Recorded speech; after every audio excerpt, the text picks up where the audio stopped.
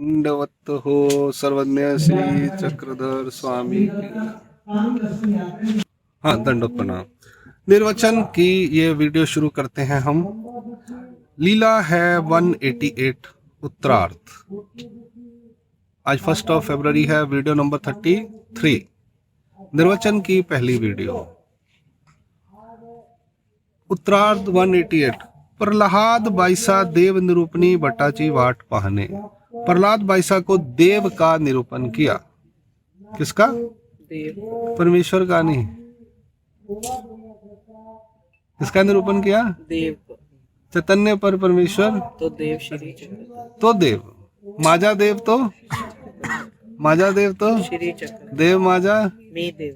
तो परमेश्वर माजा मी परमेश्वर ऐसा क्यों नहीं बोला? चैतन्य पर परमेश्वर इतना ही बोल देते ना, तो देव बोलने की जरूरत क्या थी? लॉजिक होना चाहिए कोई। तो यहाँ पे है महावीर जी को महावाक्य का निरूपण, यहाँ पे है प्रहलाद बाईसा को देव निरूपण। महिभट्ट जी को महावाक्य निरूपण और प्रहलाद बाईसा को देव निरूपण। महावाक्य निर्वचन निरूपण नहीं बोला उन्होंने। निर्वचन तो हमने बाद में नाम रखा आचार्य जी ने। निर्वचन को निर्वचन क्यों कहते हैं वो हम आप सब पढ़ेंगे धीरे धीरे रोज रोज। पहले ये कर लेते हैं, फिर इस किताब में जो है निर्वचन की मैंने पीडीएफ डाल दी है उस पर, इसमें से हम इसको पढ़ेंगे। अब देखते हैं। डोमेग्राम की लीला है। एको दिशु गोसावी बट्टासी करनी विहिले। एक दिन श्री चक्रधर महाराज ने बटोबाजी को काम बताया कि तुमने ये करनी है, तुम जाओ निवासा सामान लेने। उपहारू कर मिला, उससे बोला उपहार करो। एक्चुअल में क्या है यहाँ पर, इस लीला को अगर हम आगे पीछे पढ़ेंगे ना, उसमें महाराज ने श्री नागदेवाचार्य जी को बोला कि तुम्हारे लिए एक विधि है, करणीय वचन आते हैं ना, तुमने ये काम करना है, हमारे को उपहार करो। इसकी अगली लीला में है।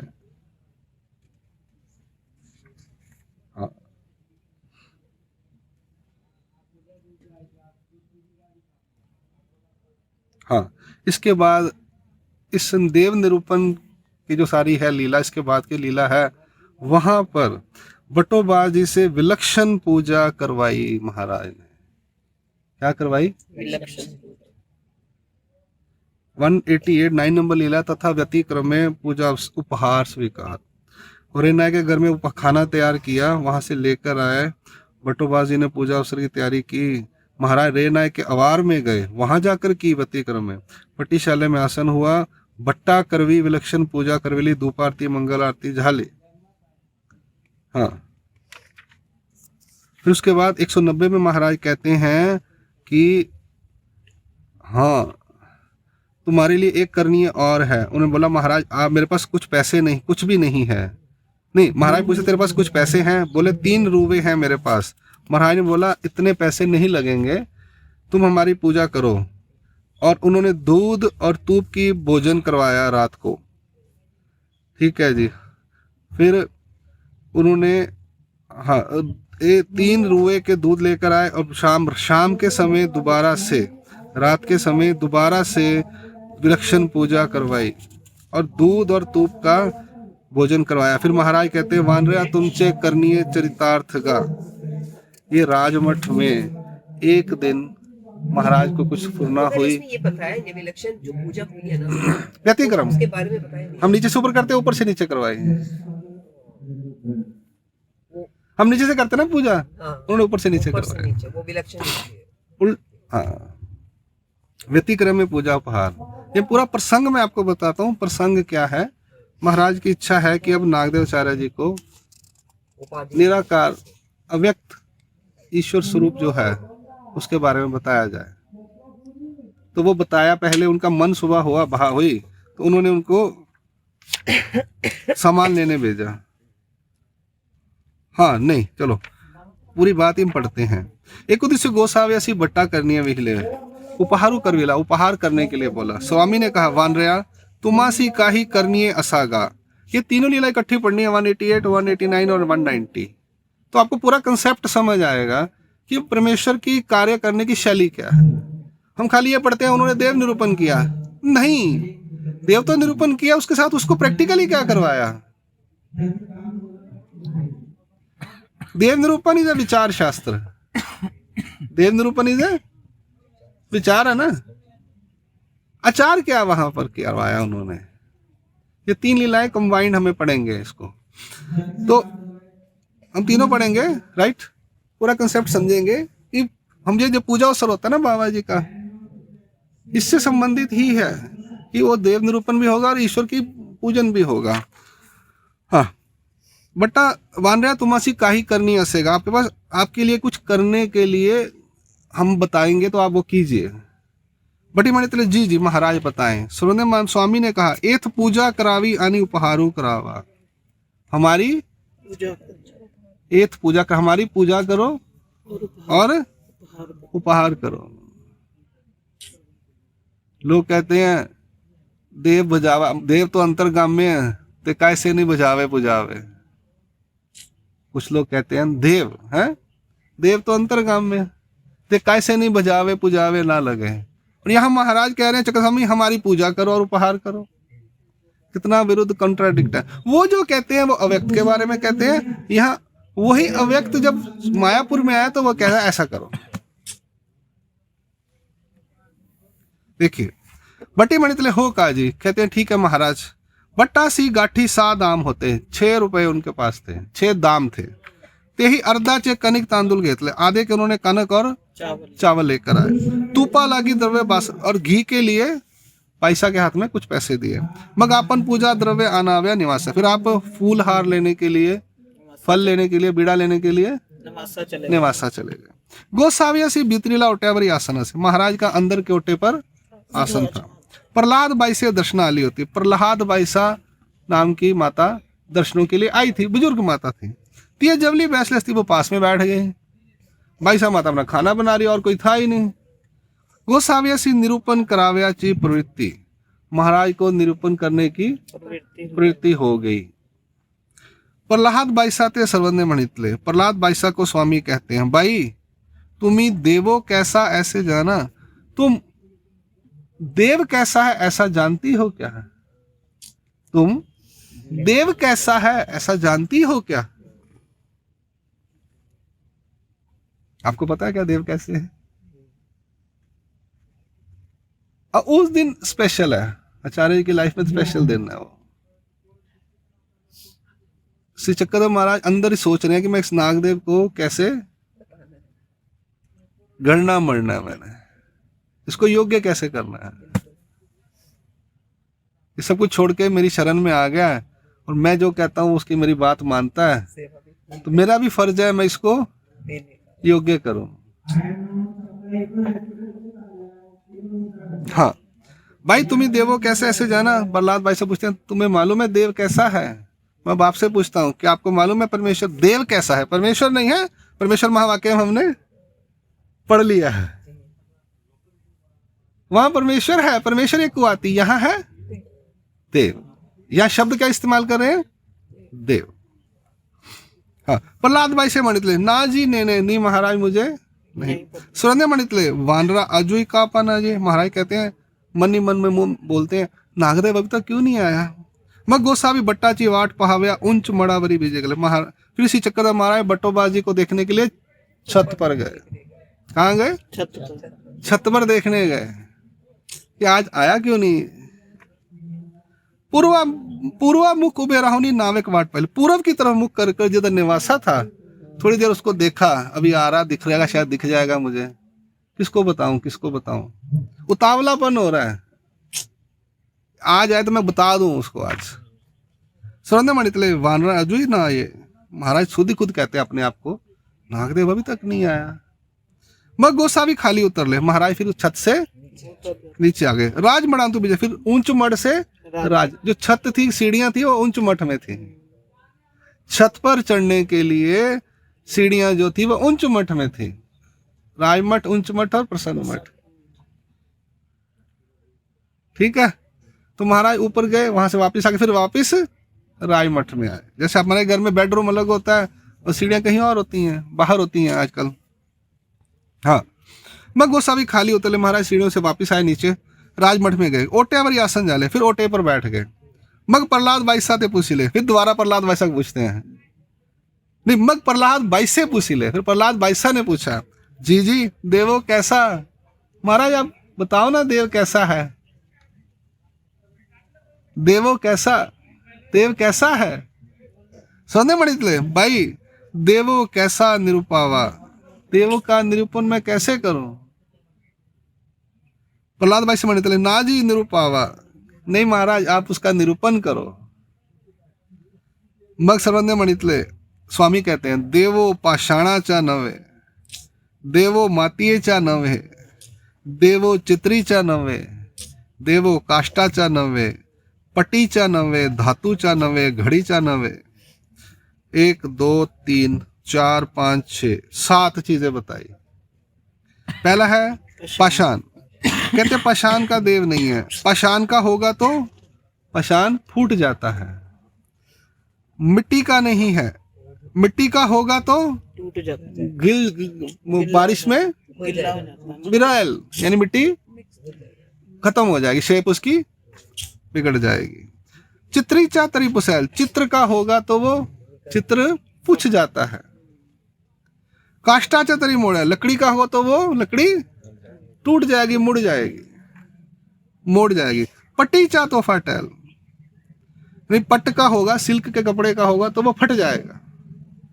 धातु चा तो झिझैल, धातु की मूर्ति होगी लोहे की या ब्रॉन्ज की तो वो थोड़ी थोड़ी धीरे धीरे झड़ जाती, झिर जाती है ना, लोहे को जंगाल लग जाता है, लोहे की मूर्ति का होगा तो जंगाल लग जाएगा।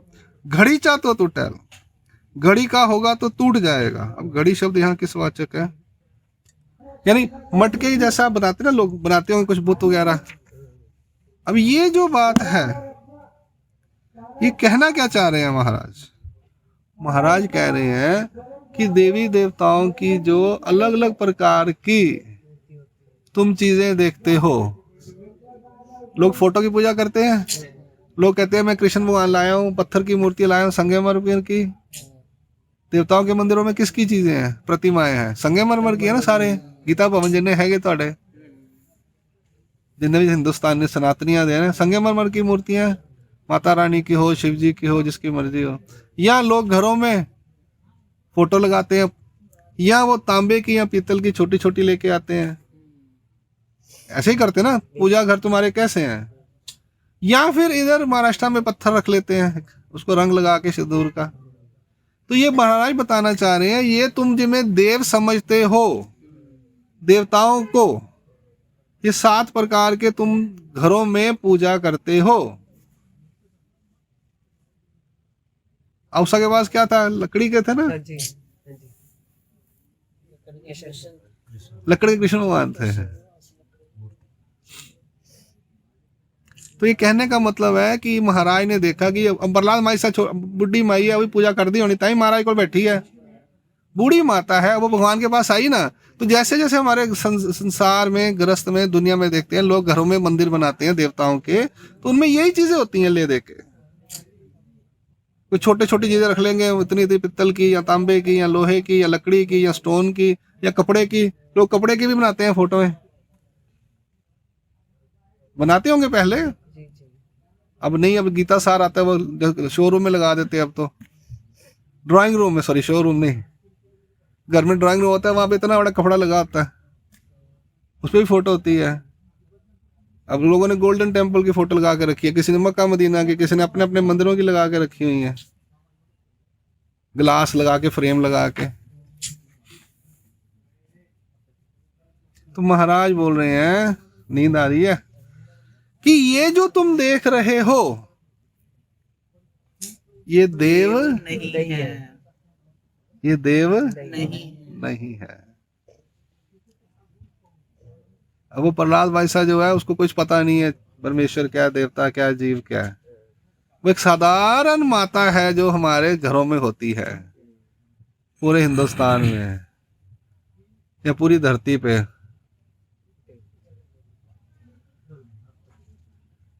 तो वो साधी माता को बोल रहे हैं, उसको ये नहीं कह रहे कि देव छेद्य देव, तो वो बोले ये नहीं बोल रहे कि अब क्रियु तो अच्युत तो अब तो उसको नहीं बता रहे, उसको ये बता रहे हैं तू ये जो करती है ये देव नहीं है। नहीं है। उसको ये कह रहे हैं ये देव नहीं है, पर देव कौन है?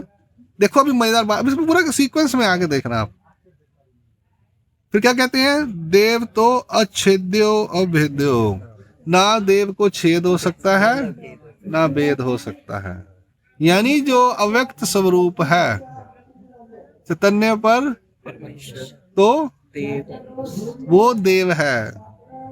देव कौन है? चैतन्य पर परमेश्वर तो देव, चेतन है वो। परमेश्वर कैसा है? चेतन, देव कैसा है? चेतन, महावाक्य में जो बताया गया शक्तियों सहित, और अब बताएंगे शक्तियों रहित। वो देव है, वो चेतन है। मुझे किसी ने कहा कि दादा ये देखो आप पत्थरों की पूजा करते हो, पाषाणों की, विशेषों की, हमने विशेष ढक के रख दिया, कपड़ा डाल दिया उसके ऊपर, ये परमेश्वर नहीं है, इसमें माया और कृपा। मैंने कहा बिल्कुल सही है। फिर कहते हैं आप कहते हो इसमें बोलो ना इस पत्थरों में परमेश्वर है, विशेष बोलते हैं जैसे हम, वस्त्र प्रसाद उसमें परमेश्वर है। मैंने कहा नहीं, माया और कृपा है। तो कहते माया और कृपा शक्तियां है ना। मैंने कहा बिल्कुल, एक चेतन है, जड़ है। कहते फिर आप इसको मत्था क्यों टेकते हो? कहते ये परमेश्वर नहीं है, आप शास्त्र पढ़ो और स्मरण करो। महाराज कहते हैं देव पाषाण का नहीं ये है, तो मुझे सुना रहे थे ये चंडीगढ़ वाले मेरे को। मैंने बोला तुम ठीक कह रहे हो। चक्कर स्वामी ने कहा गलत तो कह ही नहीं सकते। मैंने आगे बताया ही नहीं उन्हें, क्योंकि मूर्ख है वो, उनको वहीं पे छोड़ दो, उनको वही छोड़ देना चाहिए। बुद्धि नहीं ना, बुद्धि नहीं है ना, महाराज पे बुद्धि नहीं है अभी। वो क्या चीज मैं आपको बताता हूँ। महाराज ने बोला इथीचे संबंधा गेले तो टेटले ओटे गोटे तुम्हा, मेरे को महाराज की आज्ञा पालन करनी है, इसलिए मैं उस विशेष को, उस पाषाण को, नमस्कार करो, मेरे को उस प्रसाद के लिए नमस्कार करने के लिए बोला है, मैंने करना है, मैंने आज्ञा पालन करनी है, मैंने क्वेश्चन नहीं राइज करना। और तुम चाहते हो प्रपंच के अंदर ईश्वर स्वरूप आए, उस कपड़े के अंदर ईश्वर स्वरूप आए, या उस पत्थर के अंदर ईश्वर स्वरूप आए, तो ईश्वर तो प्रपंच में कभी आता ही नहीं। जी प्रपंच व्यतिरिक्त सच्चिदानंद स्वरूप परमेश्वर एक आती। ईश्वर अवतार भी लेते हैं तो किसमें लेते हैं? माया के अवतार शरीर में। और तुम कह रहे हो पत्थर में चक्कर ईश्वर स्वरूप होना चाहिए, या कपड़े में होना चाहिए, चपड़े में, लेदर में होना चाहिए, तांबे में होना चाहिए ईश्वर स्वरूप ने। कभी हो ही नहीं सकता वो, क्योंकि उन्होंने सिर्फ एक ही लीला पढ़ी, उनको एक ही लीला पढ़ाई गई, बाकी तो बताया ही नहीं गया। मैंने बताया ही नहीं उनको, मैं कहा चुप कर जाओ, बुद्धि नहीं है। उसके अंदर कंसेप्ट ये है। फिर हम बोलेंगे कि हमारे पास भी फोटो में हमें नहीं पूजा करनी चाहिए, हमें फोटो में लगानी नहीं है, और हमारे सभी मंदिरों में मूर्तियां फिर संगमरमर की। आप क्वेश्चन करोगे फिर आप, वो अन्य लोगों के लिए है। वो तुम्हारे पाषाणों को, विशेषों को कहते हैं काले पत्थरों की पूजा करते हैं, तो इसलिए उनकी वो उल्टा ना बोले, वो ईश्वर के द्रोही ना बने, उनकी उसकी निरादर ना करें, इसलिए वहां पे लगा दी गई। वो चुप करके बैठ गए। हम ऐसे जाते थे, कृष्ण भगवान की मूर्ति बड़ी अच्छी है, धीरे धीरे वो गुरु ही प्रवचन करते हैं, फिर वो विशेष करवाते हैं हमारे को, हम कर लेते हैं, चुपचाप बोल नहीं सकते। धीरे धीरे करते करते हमारे को उस चीज का फायदा शुरू हो जाता है, बेनिफिट शुरू हो जाता है। डायरेक्ट हम बता देंगे तो कोई मानेगा नहीं, लगा नए धर्म आ गया ये, तो डायरेक्ट तो बता ही नहीं सकते ना। हमारे मंदिर में तो नमस्कारी है मूर्ति पर। हाँ, पहले जमाने में उन्होंने विशेषों की नमस्कारी मूर्तियां बनाई, पहले ऐसे ही चलता था। अब बीच में अब ट्रेंड आ गया। हुआ क्या, किसी अज्ञान व्यक्तियों ने, जिनको ज्यादा नॉलेज नहीं, वो कहते विशेष की मूर्ति नहीं मिल रही आजकल, तो संगमरमर की ला रख दो, क्या प्रॉब्लम है, उसमें विशेष लगा लिया, तो ऐसे ट्रेंड शुरू हो गया, तो वो ट्रेंड बन गया। बट ओरिजिनल रूप में हमने कोई मूर्ति नहीं रखी हुशियारपुर में, हमने विशेष रखे हुए हैं। तो एक किसी ने हमें विशेष की मूर्ति दी, हमने वो रखी, हम लेके नहीं आए। यहाँ भी देवल बने होते हैं जो छोटे छोटे या बड़े भी, उनमें भी संगमरमर की नहीं होती। नहीं होती। नमस्कारी मूर्ति होगी, नमस्कार, यह विशेष होगा दत्तात्रेय महाराज जी का। ठीक है जी। तो इस चीज को, ये देव जो बोला गया, यहाँ देवताओं को बोला गया। देवताएं पाषाण में जैसे लव सिंदूर लगाते हैं तो वो कहते हैं वो देवता है, वो देव नहीं है, वो देवता का समर्थ है उसमें, ये बताना चाह रहे हैं यहाँ पर। ठीक है जी। जो सही देव है वो अछेद्य अभेद्य है, यानी चैतन्य पर परमेश्वर जो है वो अछेद्य अभेद्य है। देवो तो ऐसा की, देव तो ऐसा है। मग अव्यक्त स्वरूप निरूपु आदरिले, फिर वहां पर अव्यक्त स्वरूप का निरूपण करने लगे।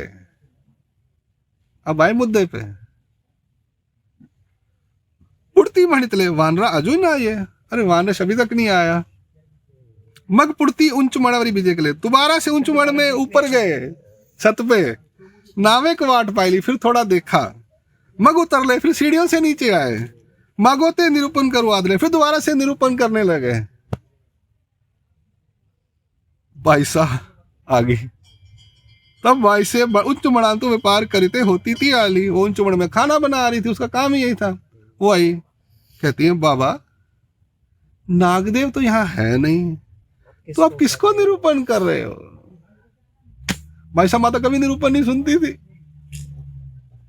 सेवा में रहती। हाँ भाई साहब माता ने कभी निरूपण नहीं सुना। वो एक दिन कहती महाराज, नागदेव को पूछती, नागदेव महाराज ने क्या बताया, मुझे महाराज से सुनती नहीं, तू ही मुझे सुना दे। वो कहती ऐसा ऐसा है, कहती महाराज नागदेव ऐसा बोल रहा है, तो क्या नागदेव सही बोल रहा है? भाई साहब माता पूछती हैं, कहते महाराज कहते स्वामी भाई ते कई अपले बोला ते थी जी बोला कि भाई साहब नागदेव अपने आप से कुछ नहीं बताएगा हमारे। अच्छा नागदेव अच्छा बच्चा है। फिर भाई साहब माता ने कोई नहीं पूछा क्वेश्चन कभी। क्वेश्चन तो मैं दाई साथ ही करती, माता अपना दाई साथ। कोई क्वेश्चन नहीं पूछा। हाँ वो एक पूछा था, किम वशे बेलापुर में, नहीं वो महिपटी ने पूछा, सॉरी बादशाह ने पूछा, वो महिपट जी ने पूछा। बादशाह माता ने कोई क्वेश्चन नहीं पूछा। हम क्वेश्चन ही पूछते रह रहे क्योंकि हमें ज्ञान नहीं है, उनको प्रेम साधन हो गया। वो एक दिन बैठी चल रही, ऐसा लगता है अभी सब पूछ रहे हैं, महाराज इनको निरूपण करते, मैं भी पूछूं क्या कर रहे हैं। चल फ्री हुई कामगार से, भांडे मुंडे तो के 4 बज गए, रात को रोटी बनानी है, अब तो कल फ्री है, तो पूछ लो मैं भी की कर रहे हो। ऐसा प्रसंग है यहाँ पे। तो वो कहती है महाराज, उसको पता है ये नागदेव को महाराज निरूपण करते हैं। कहती है हुआ बाबा एथ नादेव तरी नसे, हाँ कवना प्रति निरूपण करी जाता है। कहते हैं महाराज यहाँ नागदेव नहीं है। पैसा माता कहती है तो किसके प्रति निरूपण कर रहे हो? स्वर्ण मणितले बाई एथ प्रति झाली तरह स्तंभा एकाते निमित करोनी बोली जैल मनोनी श्री करे खाम्बू तरह टीला। हमारी प्रीति होगी तो इस खंबे को भी नमित करके निरूपण करेंगे। उस खंबे पर हाथ लगा हमारा। बने हुए राजमठ देखे दो छोटे छोटे, हाँ जो छोटे वाला, एक भोजन वाला, एक वो वाला। यहाँ पर ये लीला आदि हो गई है। दंडो प्रणाम। Video number 33। अब इसकी आधा हिस्सा जो है आगे वो हम देखते हैं।